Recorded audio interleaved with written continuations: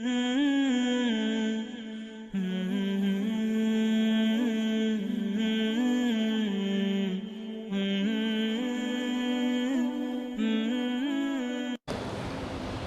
الحمد لله نحمده ونستعينه ونستغفره ونعوذ بالله من شرور أنفسنا وسيئات أعمالنا. من يهده الله فلا مضل له ومن يضلل فلا هادي له، وأشهد أن لا إله إلا الله وحده لا شريك له، وأشهد أن محمدا عبده ورسوله. اللهم صل وسلم وبارك على نبينا محمد وعلى آله وصحبه أجمعين. وبعد، فيا عباد الله، فإن أوصيكم ونفسي بتقوى الله، فقد فاز المتقون. فالله ربنا عز وجل يحثنا على تقواه في السر والإعلان قائلا: أعوذ بالله من الشيطان الرجيم، بسم الله الرحمن الرحيم. يا أيها الذين آمنوا اتقوا الله حق تقاته ولا تموتن إلا وأنتم مسلمون. يا أيها الناس اتقوا ربكم الذي خلقكم من نفس واحدة وخلق منها زوجها وبث منهما رجالا كثيرا ونساء، واتقوا الله الذي تساءلون به والأرحام، إن الله كان عليكم رقيبا. يا أيها الذين آمنوا اتقوا الله وقولوا قولا سديدا يصلح لكم أعمالكم ويغفر لكم ذنوبكم، ومن يطع الله ورسوله فقد فاز فوزا عظيما. أعزائي وأحبائي jamaah salat Jumat, semoga semua kita dirahmati oleh Allah Subhanahu wa taala. Khutbah kita hari Jumat ini adalah prioritas kehidupan seorang Muslim yang ke-8. Miqyasul awlawiyyati fi hayatil muslimin. A'zai wa ahibbai rahimakumullah, untuk apa kita berada di dunia ini? Kita berada di dunia ini untuk mengemban, menjalankan, memegang sebuah amanah yang sangat besar. Amanah yang tidak mampu ditanggung oleh langit dan bumi dan oleh gunung-gunung. Allah sebutkan dalam surah Al-Ahzab ayat 72, Inna aradna al-amanata 'ala as-samawati wal-ardi wal-jibali fa-abayna an yahmilnaha wa ashfaqna minha wa hamalaha al-insan innahu kana zaluman jahula. Kami menawarkan amanah yang besar ini kepada langit dan bumi dan kepada gunung-gunung. Semuanya menolak karena takut tidak mampu mengembannya. Lalu amanah ini dipegang oleh manusia. Sayang, manusia ini kebanyakan zaluman jahula, sangat zalim dan sangat bodoh. A'zai wa ahibbai rahimakumullah. Jadi keberadaan kita di dunia ini adalah untuk memegang amanah ini yang sangat besar. Oleh karena itu, ketika Allah selesai menciptakan manusia pertama bernama Adam alaihissalam sebagai indatu manusia, sebagai khalifahnya yang pertama di bumi, sebagai nabinya yang pertama di bumi. Apa yang diajarkan oleh Allah kepada Adam sebagai manusia pertama, makhluk pertama dan bapa manusia pertama? Allah sebutkan dalam surat Al-Baqarah ayat 31, وَعَلَّمَ آدَمَ الْأَسْمَاءَ كُلَّهَا ثُمَّ عَرَضَهُمْ عَلَى الْمَلَائِكَةِ فَقَالَ أَنبِئُونِي بِأَسْمَاءِ هَؤُلَاءِ إِن كُنتُمْ صَادِقِينَ قَالُوا سُبْحَانَكَ لَا عِلْمَ لَنَا إِلَّا مَا عَلَّمْتَنَا إِنَّكَ أَنْتَ الْعَلِيمُ الْحَكِيمُ. Allah mengajarkan kepada Adam al-asma, nama-nama kullaha, semua apa yang ada di bumi. Adam, ini namanya ini, manfaatnya ini. Ini namanya ini, manfaatnya ini. Ini namanya ini, manfaatnya ini. Diberi ilmu pertama oleh Allah untuk mengenal segala benda dan manfaat. Yang tidak diberikan ilmu itu kepada malaikat.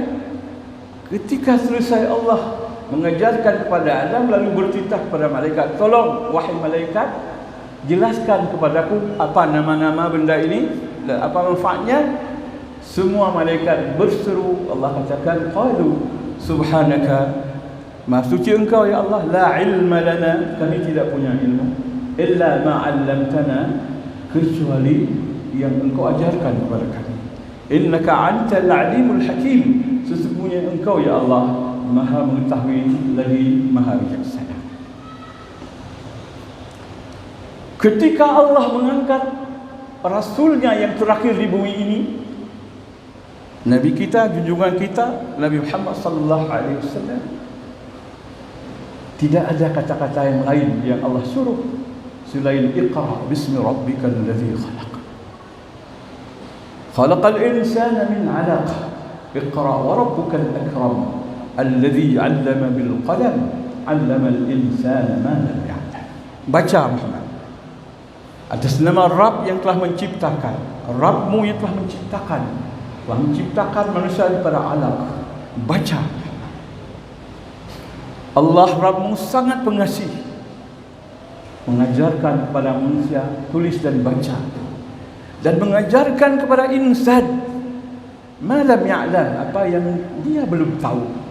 Siapa yang mau belajar Muhammad, yang namanya insan, siapapun dia, Allah siap mengajarkan apa yang dia belum tahu. Lihat, dari manusia pertama Allah ciptakan dan Allah angkat jadi Nabi, manusia terakhir yang diangkat jadi Rasul, perkara yang dikemukakan oleh Allah ialah ilmu.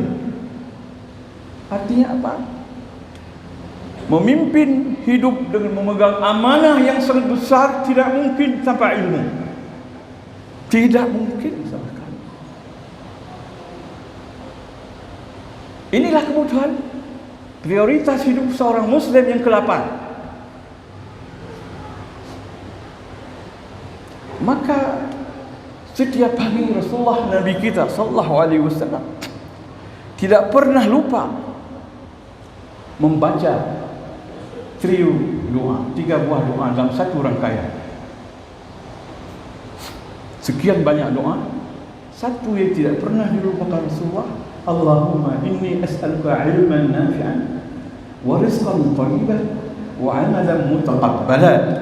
Oh Allah Rabbku, aku mohon padamu yang pertama, jangan lain-lain dulu, itu yang pertama, ilman nafi'an, ilmu yang bermanfaat. Kita hitung-hitung apa ilmu yang bermanfaat. Yang kedua, ya Allah, ya aku butuhkan setelah ilmu rezeki yang baik dan halal. Yang ketiga, ya Allah, amalan mutaqabbalan, amalan yang engkau terima. Inilah kebutuhan seorang Muslim dalam hidup ini, tidak ada lain. Kebutuhan pertama, ilmu yang bermanfaat. Tidak bisa hidup tanpa ilmu, tidak bisa ngatur tanpa ilmu, tidak bisa memegang amanah besar tanpa ilmu.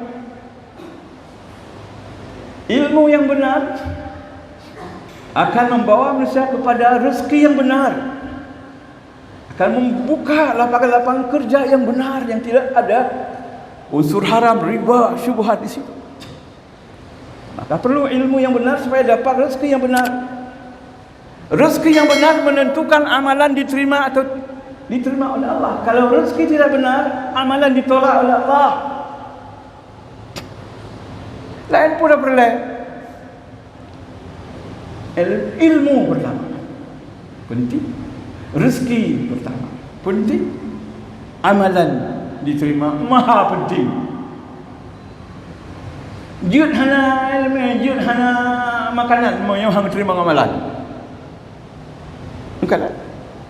Ilmu kebutuhan otak dan akal. Otak itu cerdas. Makanan atau rezeki kebutuhan badan, ngaudit supaya kita hidup. Amalan yang jelas kebutuhan hidup, sebab kita hidup untuk beramal. Bila amalan ditolak, ke mana kita? Hodanya sirlamu tua, Cuba muda tak ibadah itulah Allah. Kau dah tak? Dicipta memang untuk beramal. Amalan yang kita buat ditolak, bagaimana nasib kita? Sang je hanya rezeki, je hanya ilmu. Untuk apa ilmu banyak? Untuk apa rezeki penuh perut, badan sihat-sihat? Punya amalan itulah. Kita tabung kita tabung uang bertahun-tahun nunggu dipanggil untuk naik haji. 15 tahun kita menabung, menunggu waktu. Berhajilah kita dengan susah payah. Ternyata haji ditolak. Apakah tidak rugi? Maka kebutuhan dasar hidup seorang Muslim, ilmu yang bermanfaat, rezeki yang halal, dan amalan yang diterima. Azza yuhibba yarhamukallah. Hari ini saya uraikan tentang ilmu dulu, yang lain sudah biasa. Allah mengajarkan kepada Nabi kita yang sesungguhnya beliau ini gudang ilmu. Rasulullah itu gudang ilmu, mustaudaa'u ulumillahi fil ardh. Gudang ilmu Allah dalam bumi itulah Rasulullah. Tetapi beliau setiap pagi minta supaya ditambah ilmu. Kita pengikut Nabi, pernahkah setiap hari nambah ilmu? Tanya.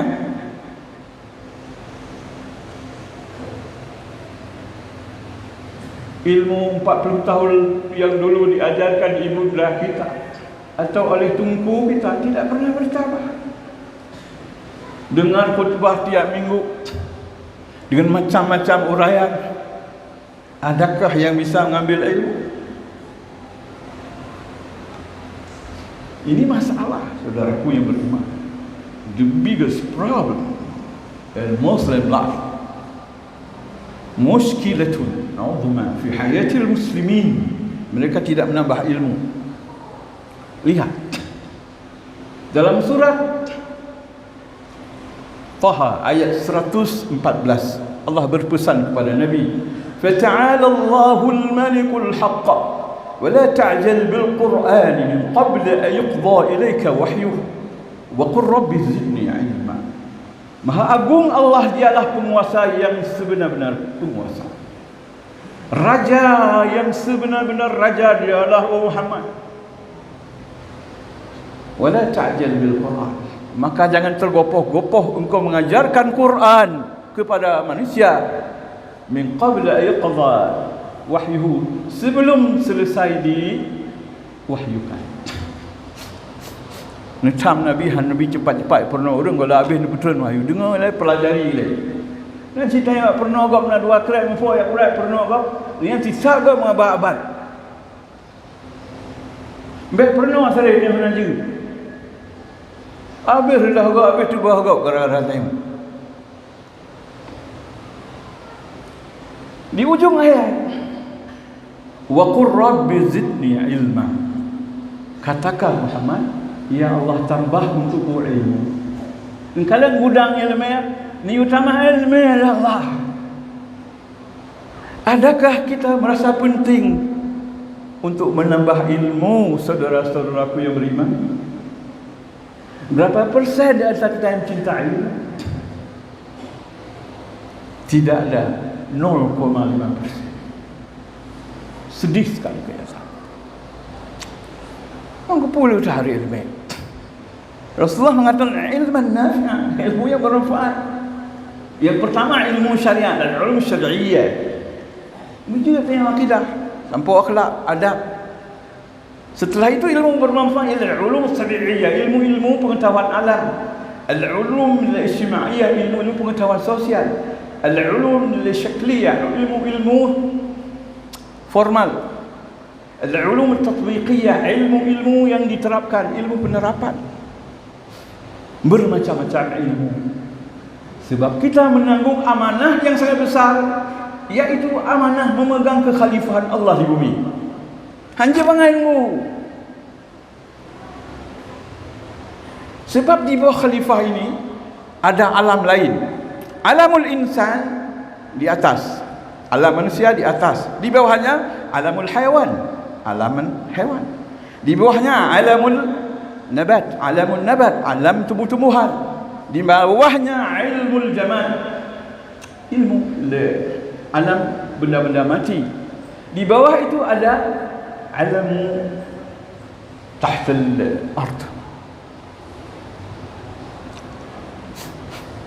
Mengurus manusia harus dengan ilmu.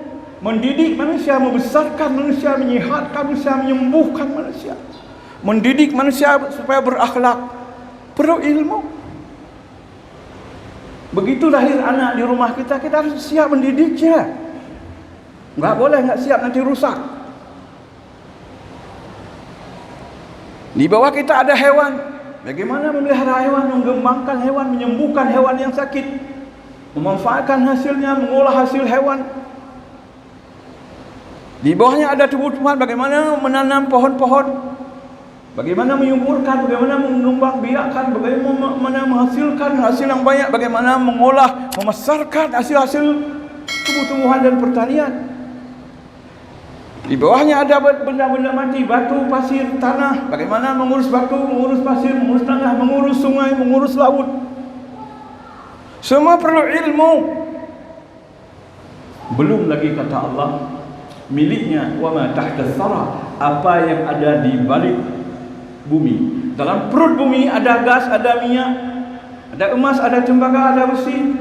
Siapa yang ambil mesti ada ilmu, tidak bisa tanpa ilmu. Dan Allah hanya niat surga, tidak pernah mengeluarkan gas kalau kita tidak belajar bagaimana mengeluarkannya. Menyentuh biak juga kabeh hangul kena enggak habis nanti punya na pak lo ya punya na labumu. Lihat bagaimana Allah telah memberikan amanah yang besar ini kepada manusia, terutama orang Islam. Sebab ini di dalam Al-Quran, bukan khayalan, bukan dalam kitab-kitab biasa. Lalu sekarang apa yang kita pelajari? Adakah ini diajarkan kepada kita? Oh, tidak ada. Tanya kaji tak pelapa dia tak impun maknanya urusan kau. Mau urusan pegawai bajet, pegawai bajet, urusan pegawai kecamatan. Abang kau dah. Cuman tak pernah tanya hanya habis hotelnya. Dia bahagia meretip dah. Bagaimana Allah Subhanahu wa taala mengajarkan kepada Daud dan Sulaiman. Allah kisahkan dalam Al-Quran. Lihat surah Saba ayat 10. Wa laqad atayna Dawud minna fadla ya jibalu awwibi ma'ahu at-tayru alanna lahu al-hadid an ya'mal sabiqatin wa qaddir fi as-sabt.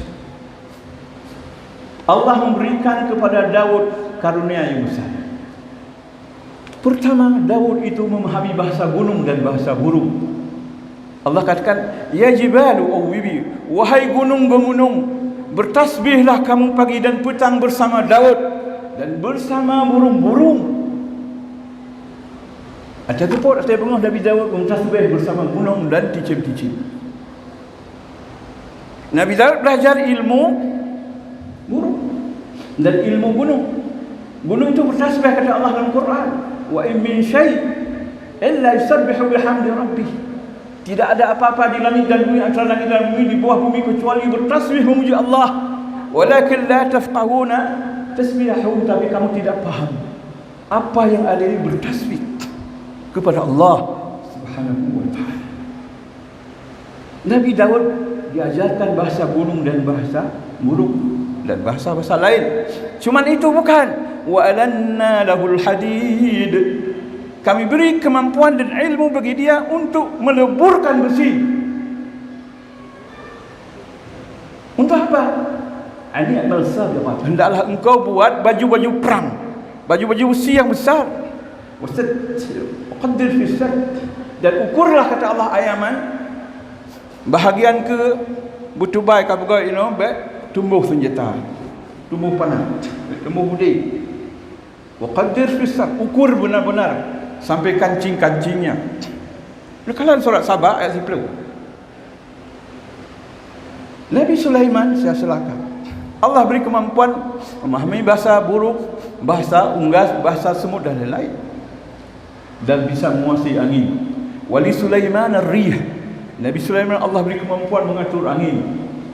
Wuduha syahrun wa rawahuha syahr. Rawahuha syahrun wa wuduha syahr. Paginya itu kalau orang lain sebulan, dia sebentar aja.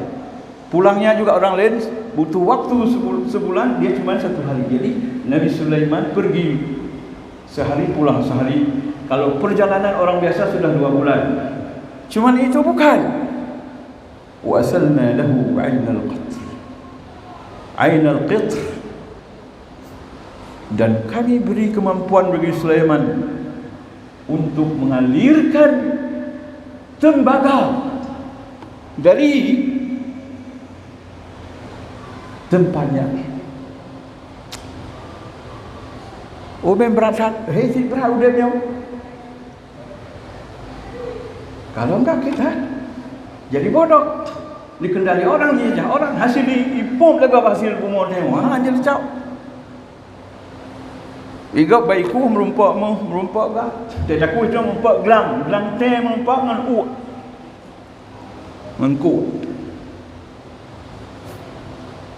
Ini kaum muslimin. Maka generasi Islam masa akan datang mesti belajar ilmu benar. Mau gimana bukan? Mudah saja. Buat kurikulum yang bagus, robah yang tidak perlu, terapkan ilmu-ilmu yang sangat berguna di dalam kehidupan. Butuh ilmu, dan ilmu ini bukan main lebihnya. Disebut oleh Rasulullah dalam hadis yang sahih, wa fadlul alimi 'ala al-'abidi ka fadlul qamari 'ala sa'iril kawakib. Lebihnya orang berilmu dibanding orang hanya beribadat saja, seperlebihnya lebih manfaat bulan daripada seluruh bintang. Tanya tok ibadat, god. Kerana god. Tapi lagi bintang ibadat hana penuh. Urang tambah dengan ilmu lagi bulan penuh. Menat perbandingan Rasulullah mengatakan dalam hadis. Rasulullah mengatakan dengan sangat jelas dalam hadis yang sahih banyak sekali, man salaka tariqan yaltamisu fi 'ilman sahlallahu lahu tariqan ila al-jannah.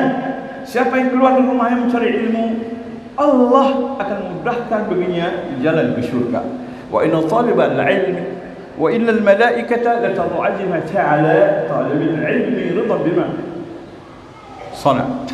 Para malaikat membentangkan sayapnya bagi orang yang mencari ilmu, karena malaikat senang mendengar apa yang dipelajari oleh orang yang mencari ilmu. Wal 'alimu yastaghfiru lahu man fis samawati wal ardi wa talhitan fil ma'. Orang-orang yang berilmu diminta ampun atas dosanya oleh apa yang ada di langit dan bumi dan ikan-ikan besar di dalam laut. Allahu Akbar. Begitu dilebihkan kedudukan orang yang berilmu, yang Allah sebutkan juga dalam Al-Quran.